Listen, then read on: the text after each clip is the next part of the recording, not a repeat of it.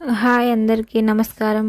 ఈరోజు వీడియోలో నా స్టైల్లో కొబ్బరి కేక్ అయితే రెడీ చేశాను. అది ఎలానో చూద్దాం.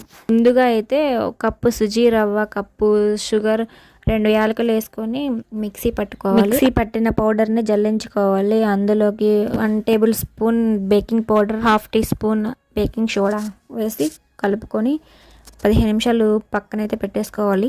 15 నిమిషాల తర్వాత కొబ్బరిని అయితే యాడ్ చేసుకొని అందులో వెనిలా ఎసెన్స్ అనేది వేసుకున్నాను. ఉంటే వేసుకోవచ్చు, లేదంటే లేదు. తర్వాత కేక్ బౌల్లోకి అయితే ఆ మిశ్రమాన్ని వేసేసి 15 నిమిషాలు హీట్ చేసిన దాంట్లో పెట్టేసాము.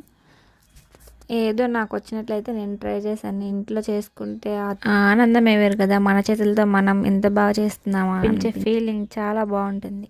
నచ్చితే మీరు కూడా ట్రై చేసేయండి. టేస్ట్ అయితే చాలా బాగుంది.